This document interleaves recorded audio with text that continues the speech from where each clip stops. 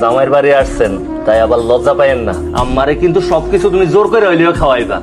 আমার 10টা না 5টা না একটা মাত্র শাশুড়ি। তোমার কি আমার বইলা দিতে হইব? ইফতারির পর থেকে সেহরি পর্যন্ত আমি তো আমার মারে খালি খাওয়াইতেই থাকি। খাওয়াইবাই তো।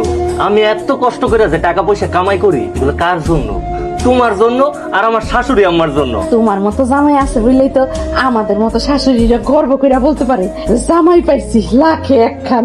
বলা আমাগো তার বউ আর শাশুড়ি লইয়া ভালো ভালো জিনিস দিয়ে ইফতার করবো, আর আমরা এখানে বসে ভাত আর মরিচ দিয়ে ইফতার করতেছি। আর দুধ চাতা মাতা খাইলে ভালো লাগে না। সারাদিন রোজা রেখা কয়টা পান্তা ভাত খাইলে একটা ঠান্ডা খায়। পোলা রে, আইরে পোলা। নামাজ শেষ করে আসার সময় চাল নিয়ে আসেন। আমার কাছে টাকা আছে, আমার কাছে টাকা নাই, তুমি জানো না? আরে চাল না আনলে সেহরি খাবেন কি দিয়া? বউ, আমি বাজারে গেলাম। হ্যাঁ, নামাজ পড়ে আউনের টাইমে বাজার নিয়ে আসুন নে। একটু খাড়া। কি আব্বা, কিছু কইবেন নাকি? আমার কিছু কইলে জলদি জলদি কোন, মসজিদে যাইতেছি। আরে আমিও তো নামাজ পড়তে যাবো, এক লগে যাই। আরে আব্বা, আপনি বয়স্ক মানুষ, আপনি যাইবেন আস্তে আস্তে। আপনার লগে যদি যাই তাহলে তো আমি নামাজই পাবো না। আমি জলদি জলদি হাইটা চলে যাবো। আপনি আসেন, আমি গেলাম। আচ্ছা শুন তো, আমার একটা কথা কত, এই যে রোজার মাস শুরু হয়ে গেল, তোর মা তোর বাবা কি খাই একবার জিজ্ঞাসা করছোস? বুঝছি, দোকানে আইসেন, যা লাগে দিয়া দিমুনে। দোকানে যাবো মানে? এই আমি কি ভিক্ষুক তোর কাছে যাই চাই আনো? কি হলো, অন্যদিকে তাকায় কথা কস কেন? আমার দিকে তাকা, আমার দিকে তাকায় কথা কইতে পারস না? নামাজের সময় এত কথা কোন কেন আব্বা? আপনার যদি কিছু কোনের থাকে তাইলে সেটা নামাজের পর, আমি যখন বাড়িতে আমো তখন কইেন। এমনি বাড়িতে আমার শাশুড়ি আসছে, তার জন্য বাজার করতে হইব। আমি গেলাম, আমার কাম আছে। খাও আম্মা খাও, তোমার জামাই এখন আবার বাজারে গেছে, দেখবা তোমার লেগেছে কত ভালো ভালো খাউন লই আইবো। তোরা যে কি করস না, আমি এমনি বয়স্ক মানুষ, এত খাউন কি আমি খাইতে পারি? কি ব্যাপার? আমার 2 কেজি চাল দিবা, তোমার শ্বশুর আবার চাল কিনে আনলে ফেরত দিয়ে দিব। এই রান্না কেমন কথা বলেন বিয়াই? হ্যাঁ, 2 কেজি চাল কেনার সামর্থ্য নাই? বয়স্ক মানুষ কাম কাজে তো ঠিক মতো করতে পারে না। আমগো ঘরে চাইল নাই, অন্যজনের কাছ থেকে চা নেন। কি কইছে শুনেন নাই? তারপরেও খারাই রয়েছেন কি? আম্মা, তুমি এখানে আমার ঘরে কি করো? এমনি আইছিল, তুমি বাজার নিয়ে এসে দাও, বাজার দাও। আরে কি দরকারে আইছিল কও না? কইলাম না এমনি আইছিল। কেন তোমার আম্মা কি আঙ্গো ঘরে আইতে পারবো না? তাহলে কও না করে দেই। আরে আমি কি তোমার সেই কথা কইছি যে আম্মা আমগো ঘরে আসতে পারবো না? আমি তোমার কাছে খালি এটা জিগাইলাম যে আম্মা কোনো দরকার আইছিল কিনা। দরকার হলে কি করবা? বাজার সদাই যা আনছো সব তোমার মায়ের দিয়ে দিবা না? দিয়া দাও।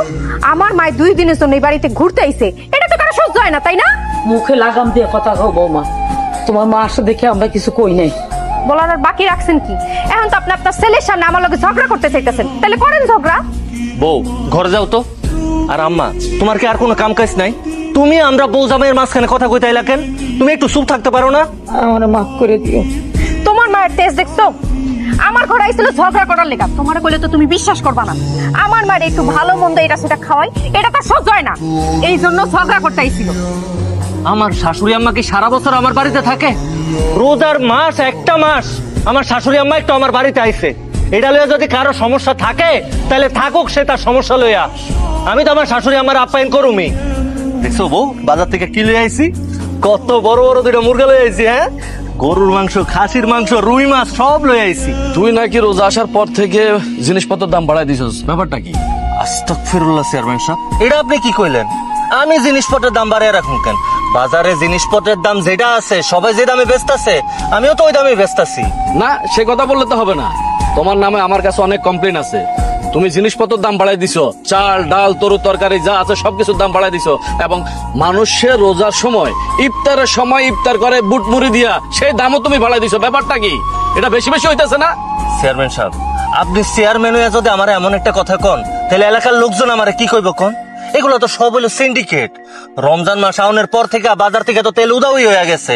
আর চিনি, সিরা, বুট যেগুলার কথা কইতাছেন, এগুলো তো পাইকারি হারে দাম বাইরা গেছে। সব জায়গায় যদি দাম বাইরা যায়, আমি যে টাকা দিয়ে কিনা আনুম, আমি তো তার থেকে একটু লাভে বিক্রি করুম। শোনো, আমি তোমার একটা কথা বলি, তোমরা যারা ব্যবসায়ীরা আছো, তোমরা সবাই মিলে যদি একটা প্রতিবাদ করো যে আমরা বেশি দামে কোনো মালামাল কিনবো না, বেশি দামে কোনো মালামাল বেচবো না, তাহলে তো বাজারটা একটু সীমিত থাকে, মানে সচল থাকে। চেয়ারম্যান সাহেব, আপনি দুনিয়ার এত কিছু বুঝেন, এটা বুঝেন না, তাহলে তো আমার ব্যবসা থাকবো না।